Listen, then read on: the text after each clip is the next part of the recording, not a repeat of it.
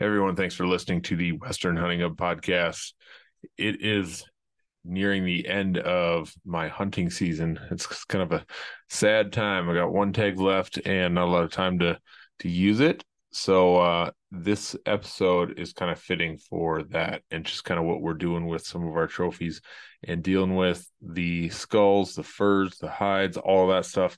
Uh, I am pushing a little product in this episode, but it's a product I really get passionate about, and I like using it because it helps my business, it helps my products, it helps everything I'm using when I buy some mounts and antlers and things. So, uh, and then also when I make my own European mounts. So this has been a kind of an important product for me. If you want to see kind of some of those results of some of that, you can check out Black Hills Antlers on Instagram and Facebook.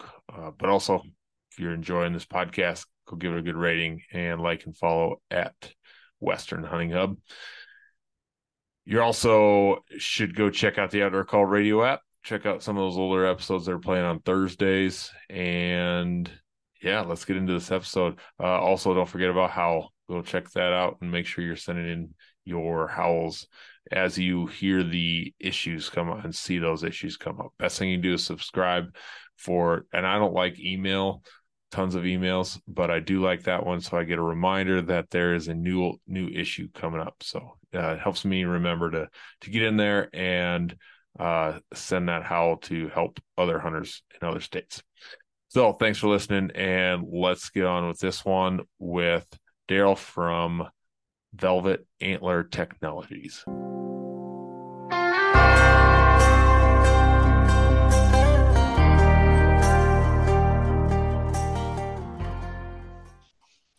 All right, Daryl, thanks for joining the Western Hunting Hub podcast this morning. And we got a very unique product that I want to talk to you about, but not just products and driving that stuff. I really would love to hear kind of a little bit about your fall and that sort of thing. But if you wouldn't mind, introduce yourself uh, and maybe a little bit about Velvet Antler Technologies, and let's talk some hunting first.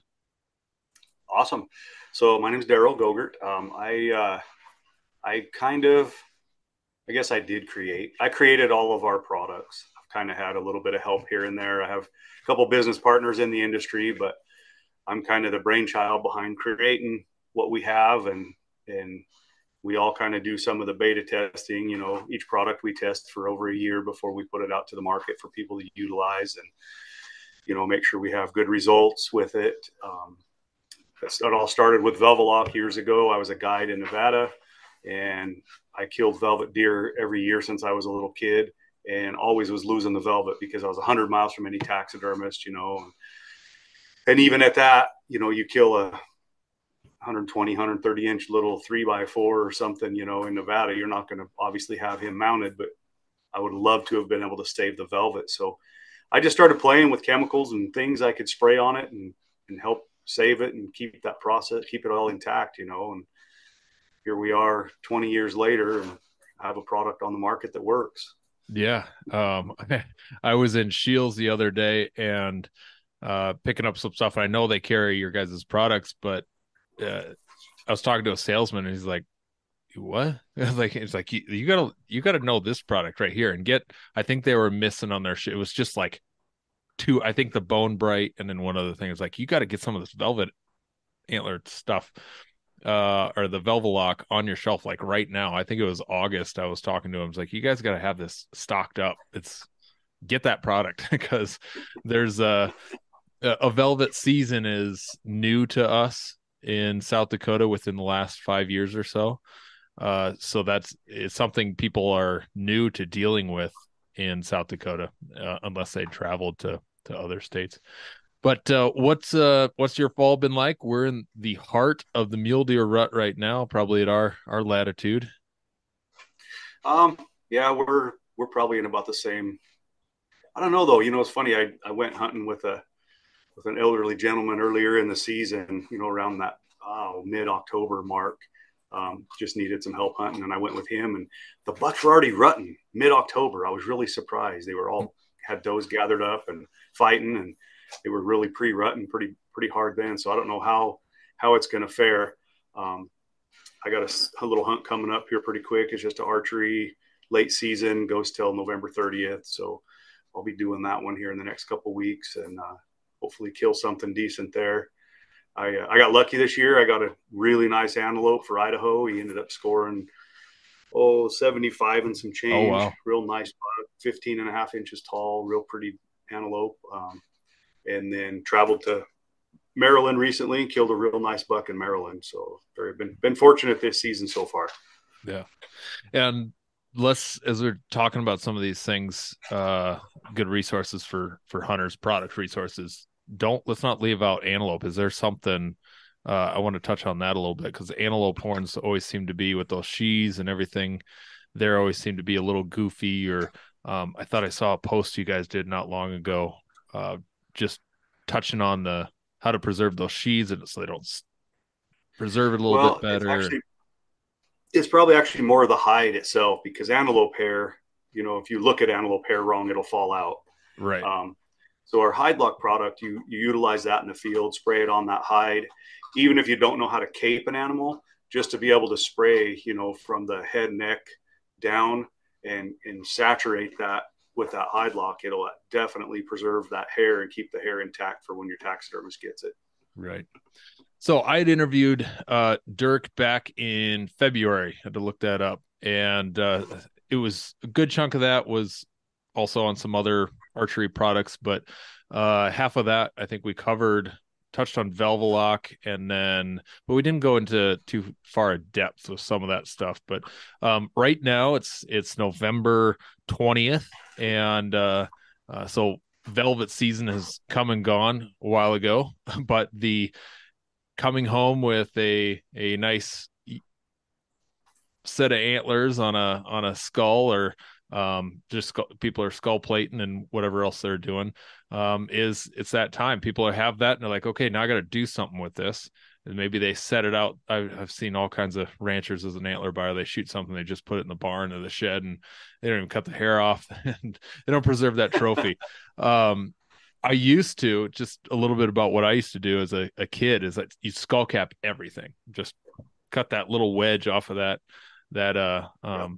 those antlers, and you'd screw it to a little laminated plaque thing, and you'd engrave on the brass deal now. But that is such outdated. Doesn't even look good anymore. Right. Now it's all, if you I'm switching up my podcast room. This is going to look so much better soon.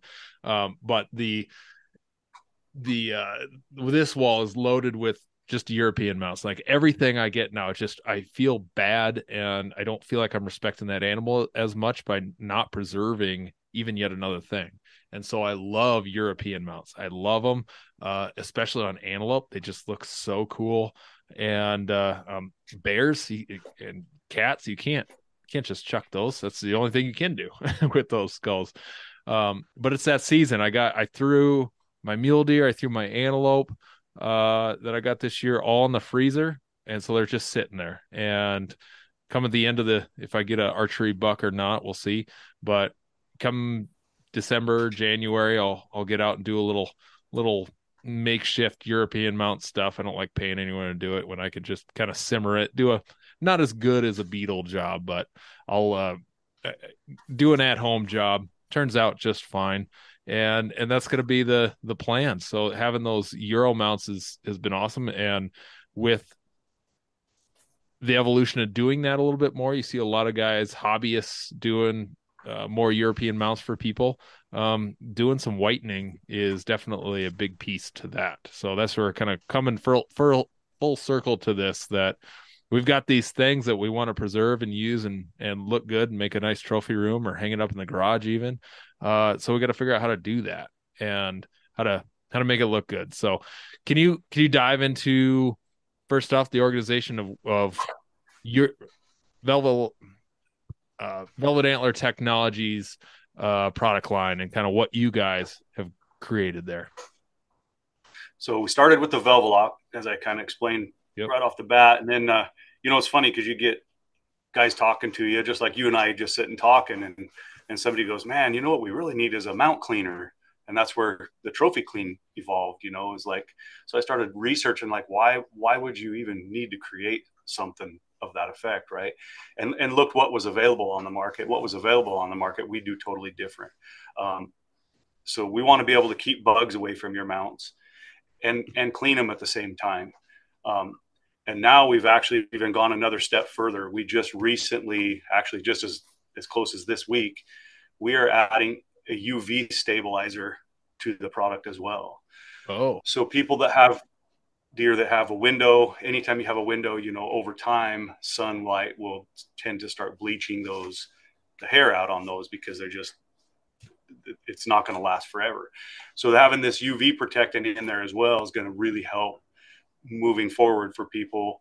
You know, I will say we don't have any studies to say how long that UV protection will help a mount last. We don't.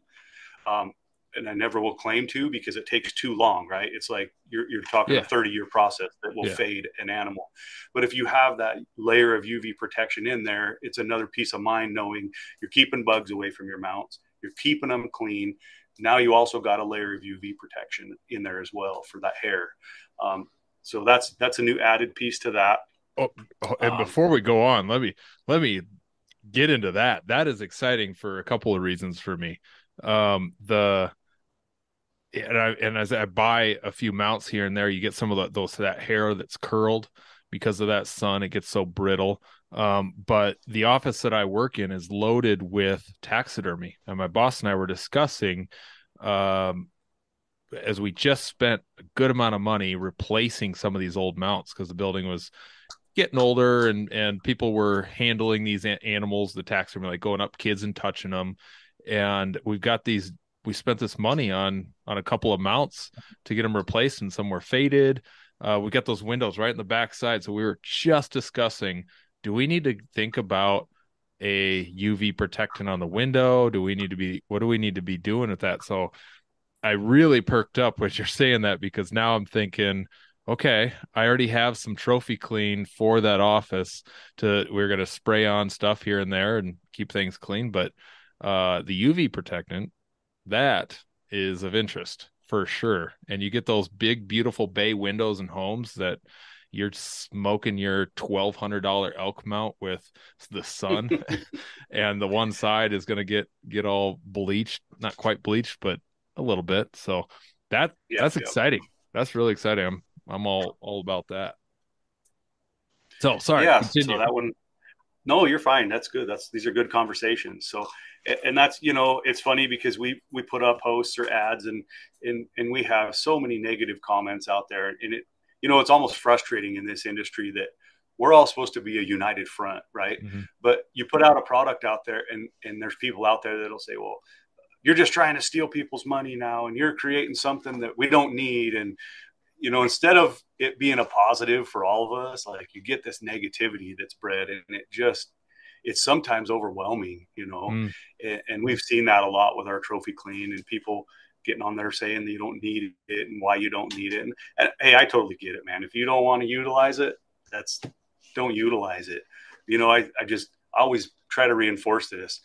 Us as a united front, as hunters, we should be standing together with one another. And if you don't like it, don't badmouth it. Don't say nothing about it. But why do we need Absolutely. to get at each other? We got enough people battling against us as hunters already as it is, right?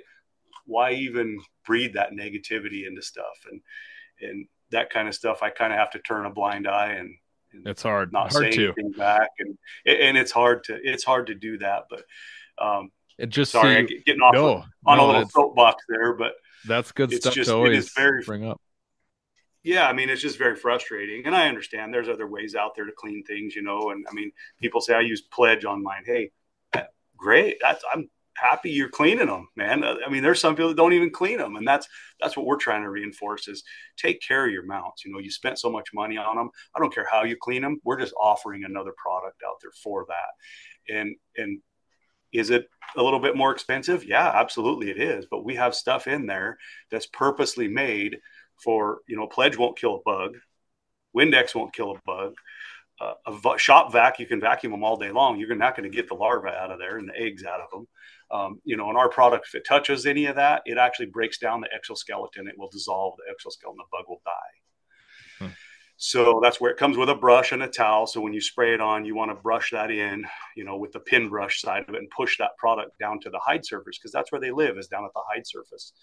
So that's just, we encourage people to do that and, use it in a well-ventilated area. I mean, if you guys have them in your office, man, take them outside and spray them outside, because it is strong, but it has a strong smell to it because it has to be able to do its job. Right. So once that's done, and maybe you leave it in the shop area for just a day or so, then you can bring it back in and you'll smell that on there for a couple weeks, but it probably won't be as strong as if you're actually spraying it in the office. It'll be pretty strong if you spray it actually in the office. Yeah. So just make sure you do that. And it's funny, I see you got a wolf hide or something hanging there on the wall too. Just a little bear. Yep. Is it a bear? Yeah. So, how often do you brush that? I haven't yet. I got that last year. So it'd be interesting to see, because I have a couple hides behind me on the wall. You can see I'll shake those out, and there's little bug exoskeletons that fall out of them all the time. Oh gosh. Yeah. So they'll actually, they're in there and you don't even notice it. And that's where the trophy clean is important, right? You spray it on every 6 months, brush it in with that pin brush, and you'll keep those bugs away from your mounts and destroying what you have. I did have the first concern about this came up about 2018 or so for me. I had a friend that they had a beautiful bobcat mount in their house, and she was talking to me about how suddenly the hair just started falling out. It's like, what do you mean the hair started falling out? I was like, I don't know what you're talking about. I was newer to taxidermy. I didn't have any. I wasn't buying any. I think I had a deer for myself, and that's about it. But I had heard about that, so I'm calling my taxidermy. What do I put on my stuff? I don't want that to happen, to have those moths get in there and destroy something that is precious to me. So that's where that had originally started. And I was hitting it with stuff, and I had no idea if I was hurting my mounts or whatever. So that's where some of that kind of was born with me, my interest in some of this.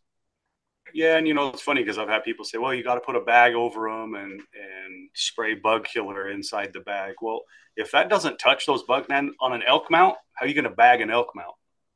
Right. Yeah. And if you don't get that to where it gets to that bug, they can burrow in the elk hair really easy, or a bear, they can burrow down in that hair and then they're gone. Right. You're not going to kill them. They're going to hide in there until that stuff goes away, and then they're going to come right back and continue to do what they do. So unless you're brushing that product in and getting it into that hide surface, you're not going to kill and keep those bugs away.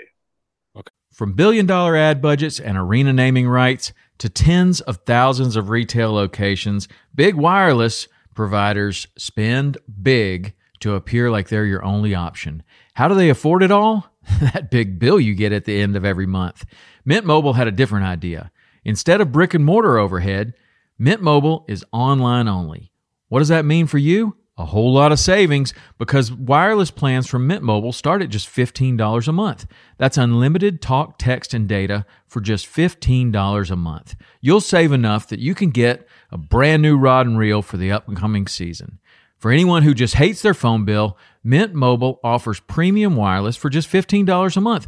All plans come with unlimited talk, text, and high-speed data delivered on the nation's largest 5G network. You can use your own phone with any Mint Mobile plan, and you can even keep your same phone number along with all of your existing contacts. By going online only and eliminating traditional costs of retail, Mint Mobile passes significant savings on to you. Switch to Mint Mobile and get premium wireless service starting at just $15 a month.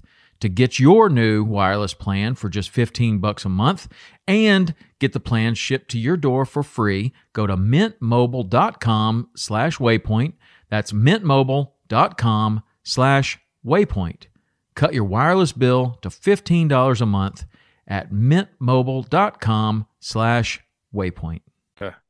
All right. So that's Trophy Clean. Yep. Dealing with keeping things clean, bugs off of it, or bugs killed. We got a little bug repellent in there of some kind, I would assume, or is it just a Okay, it is. And then I'll tell you what it did to my black bear rug. I wouldn't say my taxidermist at the time was very good. And I smoked that thing with all kinds of stuff, and that rag was black just from the grease from originally that bear had, that they didn't clean it, brush it really good. So it looks better than it did from coming from the taxidermist. So I was pretty excited about that. But Yeah, and it's funny because we get people say that. Well, you didn't have a very good taxidermist if you didn't, if that's happening, and it don't matter what the taxidermist does, right? If you get bugs, you get bugs. right. And it's funny because people, well, I got mounts on my wall that are 30 years old and they've been good forever. And my always answer to that is, okay, do you know that they used to use arsenic in tanning solution? Up until about 15 years ago, there was arsenic in all tanning solutions. Bugs don't like arsenic, just like we don't like arsenic. So when that is in there, those 25, 30-year-old mounts, you'll never see a bug infestation because of that arsenic stays in that hide forever. Huh. Right. So Yeah. now we're dealing with newer processes, different processes that aren't so like a bug deterrent, essentially, right? They're more natural things, and you're going to get bugs. Sometimes you get them, sometimes you don't. Yeah. So Yeah. it's a tough So I bought thing. the big gallon of that trophy clean. That was because I get so much of that stuff Oh, coming in to buying taxidermy. Everything that comes in now, I hit it and then brush that in, so I know it's not going to infect everything else that I got. Because that would be right. a real bummer. Get a lot of money in that stuff. Okay, so we Yep. got the trophy clean. What's next on the list?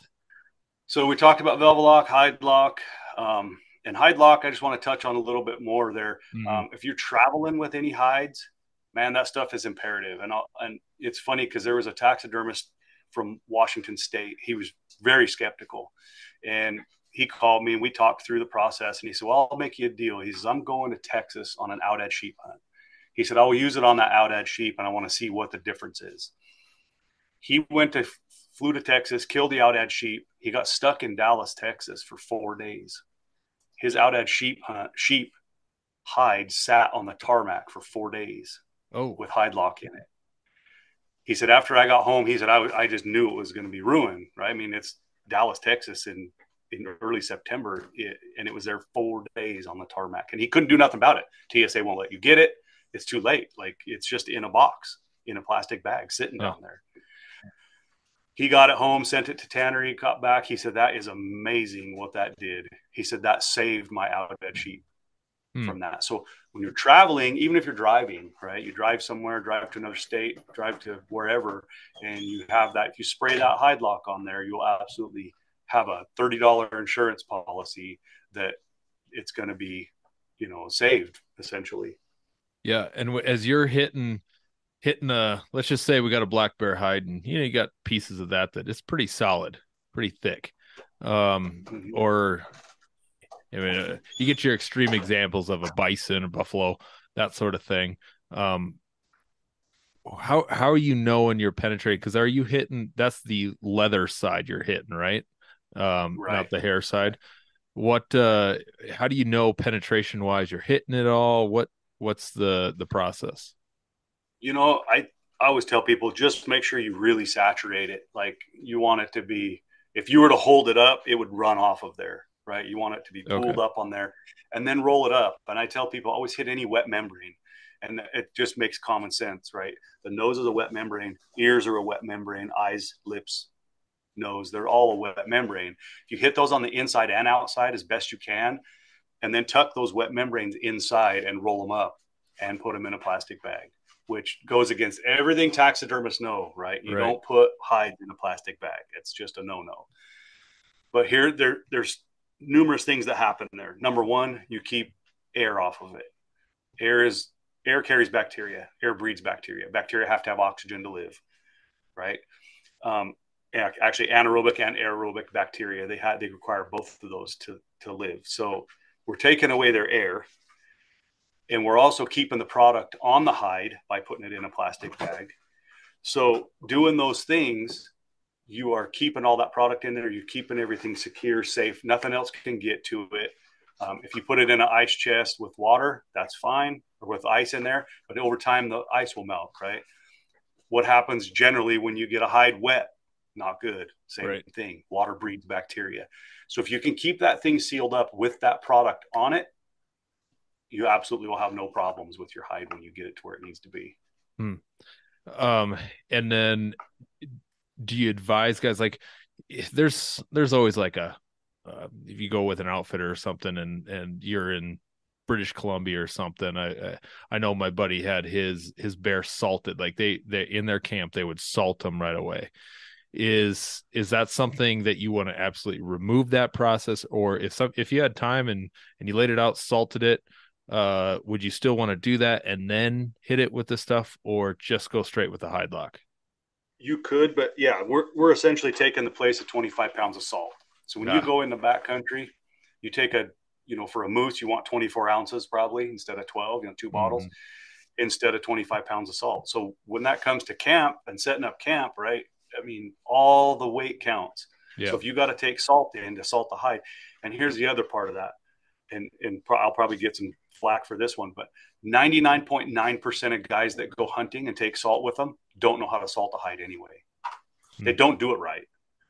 I sure. mean, if you talk to a taxidermist, they get it back and go, "Oh my gosh, what did this guy do?" you know.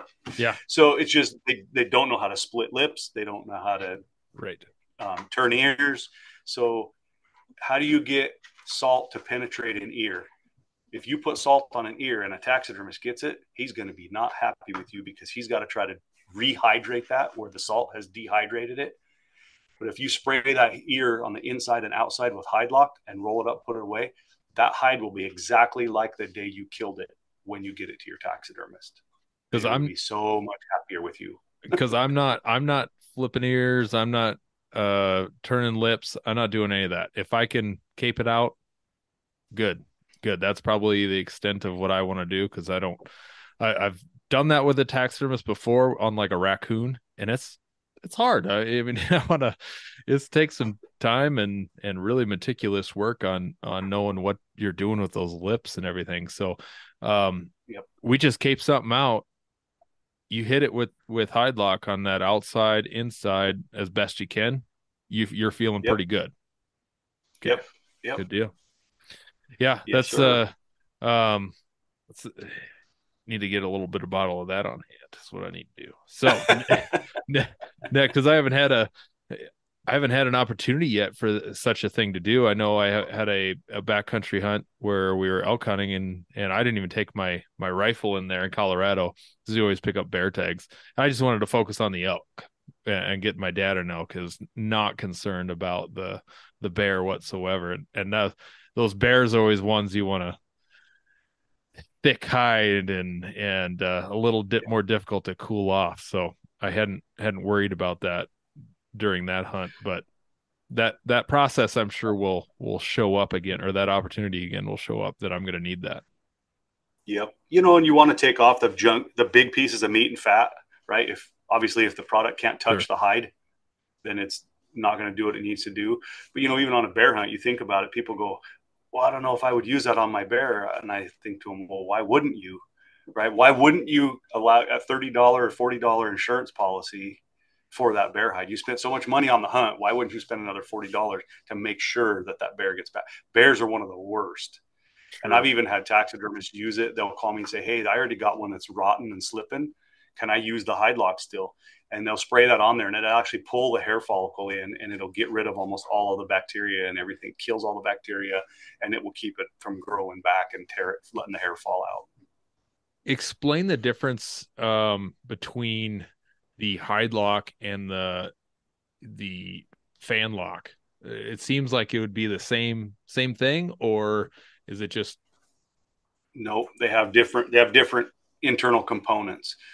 So they do different things. So the hide locks, you're keeping it moist. You're not drying something out. You're not pulling the moisture out of it, right? Because you don't want to pull the moisture out of a hide like salt does. You want to leave oh, it in its natural state. Fan lock was designed, on the other hand, to pull the moisture out of the fan itself. So hmm, yeah, that's so. I guess we might as well go ahead and talk about that one. That was a relatively new one. We just started that one last year. Launched it in January of this year, actually. We did quite a bit of testing with that. We We sprayed it on tails with lots of meat on them. We sprayed it on tails that had been cleaned way down, and it performed the same either way. If you have a lot of meat left on a tail, if you're using them as drop-ins for decoys, you spray it on there once a day for 5 days, leave it out in the heat in the sun where it can be well ventilated, and it'll totally cure and dry all of the meat, everything on that tail, and it will stay fanned open forever. Yeah. So Awesome. I actually have one right here that's a year old.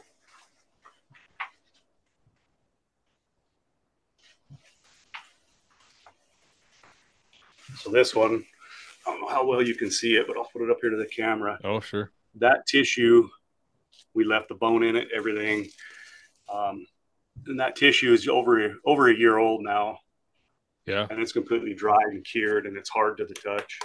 So it works out really well. Yeah. I know these are all patent protected, and I only wish we could dive into some of the things in there that you put, but for the sake of conversation, that's why I'd want to dive into it. But I understand you probably got some copycats wanting to knock on your door to see what the heck you're putting in some of these we always get a few of those. Yeah, I'm sure. So one that kind of sparked this conversation with Dirk was I got this African lion, and those people listening, if you're wanting to see some of these visuals, you'll have to go over to YouTube. I'll put the video up there. But I've got this African lion, and I've gotten things from Africa that, like, an eland is such a giant, thick-horned, greasy thing, and whatever they're doing when they boil these or overcook them, simmer them in their big vats, and they got a hunter going home with 8 different animals, whatever they do, these things show up greasy as can be. Like I've had plenty of black bears that are not that, but some reason this African stuff comes back yellow, greasy. I'll wash my hands after I'm done holding this thing. And so I wanted to talk a little bit about this, or a lot about this Bone Bright whitening and degreasing product, to see what I can do, not just with something odd and out of the box like this, but just in general with it's like an antelope. Antelope always get those staining things along the rostrum. This was a while ago. I don't think I hit it with a whole lot. I mean, I don't like necessarily a white skull. I just like a little bit of white on it. So I'll leave a little natural. But I do hit it with some whitening, just keep it on there for so long. But this one, he's missing. He's got some gray right in there. I need to probably put something on it, put the Bone Bright on there. But yeah, walk us through that product and what's the process, and for some, maybe an easier project like a deer, and then maybe a more difficult project like a greasy old African animal. Right. So the beauty of the Bone Bright product is, number one, as you know, doing a little bit of taxidermy yourself, once you've simmered a skull like that, if you try to do it again, it will completely fall apart. Right. The teeth will fall out. So once it's already been done one time, you can't do it again. So that's the beauty of our product. It can be done again. So you take a mount off the wall that's all yellowed, and you can spray it down with the degreaser, spray it down with the whitener, and it'll redo the process, right? Yeah. Or you can do new stuff. If it's a brand new skull, you can do the new skull. Or per se, like you said, you had one shipped to you from Africa and it comes in all yellow. And the other thing about it is you can do ours in layers, right? So you do one layer. If you don't want it so bright white, do a light coat, a light spray on it, and just let it do it the one time and see what it looks like. And then you can do it again, you can do it again. Other than people doing them and they just soak them. Once you soak them for a long time, then they're just white and they're going to stay bright white, and you're not going to have that little bit of yellow in the creases and things that some people like that look. So yeah, it's nice because it has you can do different layers, different levels of it, and do older skulls as well. Yeah. So what's my process? Step one with something from, let's go with an easy one to start with. So like even a deer, just a deer, you're going to Yep. simmer an Just a deer. antelope. You simmer it. You never want to boil a skull. Right. If you actually get the water to a rolling boil, it'll actually make things fall apart really easy. You just want to have it simmer until that meat starts to change color that's on the head itself. And then I know most everybody does it now. They pressure wash them, right? You just pressure wash everything off of it, get everything cleaned. Once you have everything cleaned off of it, then you'll spray that degreaser on there. And if you can let them things set out in the heat and the sun, so everything we've designed, essentially all of our curing products, they're designed to work in the heat and the sun. Most of that's because out in the West, it gets so hot, right? Even where you guys are in the Black Hills, it gets pretty warm out there, South Dakota, those kind of places. Um, so they're designed to work in the heat and the sun outside. The sun is actually an activator for most of these curing products that we have. All the instructions are on the bottles, but if you can leave it out in the heat and the sun, you spray that degreaser once a day until that degreaser is gone. Okay. Once that degreaser is gone, you should be able to wipe it down with the towel that comes in the kit, clean whatever's on there off. So now I'm just going to take a step back because that lion skull, that thing's going to take a lot of degreaser, and you will likely see a layer of grease that it will dissolve and pull out of that bone that will sit on the exterior of that skull, and you will likely have to scrape it off and maybe even wash it in a bath of Dawn dishwashing soap because it's going to pull so much grease out of that bone that it's going to sit like gel on the surface. And it's going to be really hard to clean off because there's a lot of grease in that thing. Okay. So once we do a few rounds of that with the grease, and I always tell people too, if you ever have any questions or feel like your things aren't working, I encourage people to call me. When you pull up our website, my phone number is on the website. That's me. That's who you're going to get when you call. And I usually can walk people through processes and make sure things are getting done that they want done and how, make sure everything's going to work out how it should. And like I said, that one is so greasy that that one's going to take some degreasing to get it done. So once you get through that degreasing process and get it all cleaned off, I always tell people, especially if you have to wash them, then leave it overnight, let it dry. Okay. Then start your whitening process and you just spray that whitener on. It comes with 2 brushes, one small bottle brush and one little paintbrush. So you can, if you don't get some spots that you didn't spray well, you can brush it around in there and work in those little holes with that little tiny bottle brush. Let it sit, same thing, out in the sun, 24 hours outside if you can, if not in a window in the shop to where it gets some sunlight and some good heat to it. Once that is dry, usually it takes 24 hours for that first layer to dry. And you'll notice because it'll flake off. It'll leave the carriers that are in the product on the surface, but the whitening product will penetrate the bone. That's what makes it white. So then that stuff will sort of flake off and you can either take an air compressor and blow it off or wipe it off with a towel and then do another layer of whitener just until you receive the whiteness that you want. Okay. So, and it should take a couple coats probably to get it down to where you want it. Okay. And I mean, right now it's November. I mean, we've got highs in the 40s, 30s. Next week's going to be cold. Mm-hmm. So if I were to start this today, even though it's 45 degrees outside today, would you recommend I still put that in like a shop window or something like that? Yeah, if you can. Yeah, that the UV rays are what kind of helps activate that. So the more of that you can get to it, the better results you're going to see. Okay. All right. That's good to know. That's because I'd messed around with some of these and I'm maybe not the best with directions. It's just there it is. Wait, greaser? That all right, let's go. And so that's good to know because I did not put it in the sun. I did not have anything I've done so far. I've not put it in that UV light. So it's good to know that that's what it needs. But I'll do some before and after pictures and things of it and we'll see the process and I'll let you know how many sprays or times it takes me to get that thing down because I bet you're right, it'll be a little bit, but it's just you have plenty of product. I think I got a bottle of the Bone Bright. Okay. Yeah, I think that's what I got, but we'll get you some. Good deal. Good deal. Appreciate that.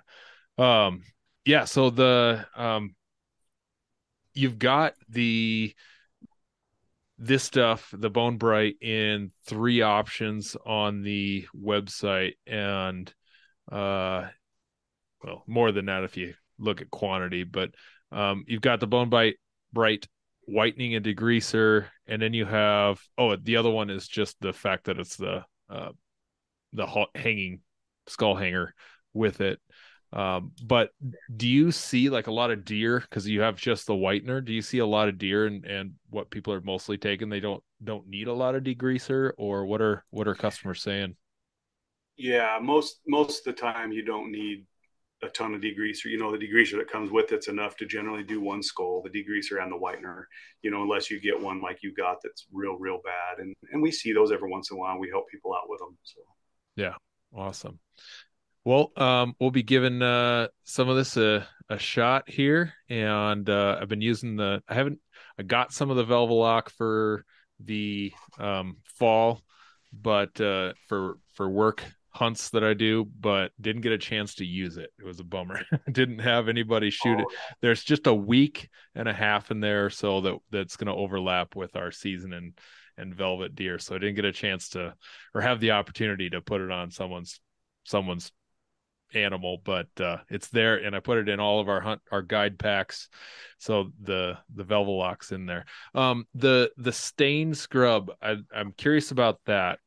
That so that stain scrub is an enzymatic blood remover, and it'll remove stains and blood out of dang near anything. And it's just same thing, right? We spend so much money on our clothing and our backpacks, and I have a backpack that I had before I started this business, and my goodness, that thing, every time it gets wet, it stinks so bad because the blood has penetrated it over the years. I was a guide for years and used it and got a lot of blood in it. And it's terrible. So if you're done with a hunt, you can spray it with that stain scrub, let it soak in a little bit, brush it in if you have a real stubborn one, and then just wash it off with a hose. And you'll keep the blood out of your stuff and keep the blood out of your packs. And it helps break down the proteins in that blood and make it go away. uh, is that a lot like OxyClean? It's not going to work if that's already been cooked into there, or have you seen some good things where that's been able to most times, yeah. If it's been washed and cooked into it already, it's almost tough to get out at that point. But yeah, I had you can see a little this bad glare on that, but yeah, there's a good smear. I had this soaking in a mineral lick tub and just some Dawn dish soap the other day, but I pulled it out and was like, oh my gosh, there's still blood all over this. And my entire deer season, I was walking around smelling antelope. It was just that yeah, smell. that stain scrub will definitely take care of it for sure. Yeah, that was every time the wind was at my back, I knew. It's like I could smell my antelope from September on there. But yep. Yeah, and our the head hauler too, I was sure. I don't know why I forget about that head hauler, but that thing, I'll tell you what, everybody that uses that thing falls in love with it. It's just nice. You can put all your meat in your backpack, and then you use that head hauler on top. It'll adapt to any pack. It just clips on and cinches down, and you can use for elk or for deer. And that thing, you can pack out anything with that. It's worth its weight in gold as far as I'm concerned. Being a guide for a lot of years, I love that thing. Yeah, that's awesome. And then is that orange on the black? Is that kind of a decent? Uh, is that your guy's color orange? Is that got like a blaze orange look to it? It's just a blaze orange. Yeah. Oh, good deal. Because I always strap a orange pack cover or something. I want some kind of orange on my back for sure because of you're wearing a vest and you can't in South Dakota. We just need one article, so I don't always have a hat and a vest. I always want something on my back to be able to make sure I'm seen for sure. Yeah, for sure. But yep. What retailers do you guys have products in? I know Shields is carrying stuff. We have just a few, taxidermist type guys and a couple of archery shops just here and there, just little mom and pop stuff mostly, and then Shields right now. So we'll see what happens this next year. We just actually signed a licensing agreement with Mossy Oak Camouflage Company. Oh, So we'll be coming out launching that actually this week. We got some labels done with some mossy oak camo on them, and Trophy Clean looks altogether different now. It's a beautiful blue colored water looking camo that they own, and we'll be launching that here for our Black Friday sale. Awesome. What about the UV Trophy Clean? Is that already in there, like on the market right now? So yeah, starting today. Anybody that buys after today, it will have that UV protectant in there. That's big news. That's big news. What speaking of shopping season coming up here, this is going to go out before Friday. So, any highlights there for? So yeah, we have a Black Friday special coming up. It's a Trophy Clean Bone Bright combo kit for $59.99. So keep your eye out for it. So that's a pretty good. It's normally around $75 for that kit. So be saving $15 on that. So yeah, that'll be a good one coming up, and we'll see how it does, and then we'll see what we do for Christmas. Yeah, there we go. Well, Daryl, I appreciate your time this morning and sharing these products and all the stuff you guys got going on. I'm fascinated by it. I was a science teacher for a while, so my brain wraps around what is it? Not just it's a product and it's doing something. So, man, my curiosity is elevated. So what the heck is going on at the molecular level there? So it's cool. It's cool to see and definitely cool to use. So if you want to plug kind of, again, website and the social media, what you guys got going on? It's all velvetantlertechnologies.com and at Velvet Antler Technologies, and that's IES on the end, Velvet Antler Technologies. So everybody knows you can find us all over there. Yep. YouTube channel putting stuff up there at all? Yep. We got a YouTube. I actually even started playing around with TikTok a little bit. So we got a channel out there on TikTok, and awesome. Been posting a few things here and there. Awesome. Well, thank you, Daryl, again, and we'll be chatting with you soon. All right. Appreciate it. Thanks. But it ain't my ground. This is God's country.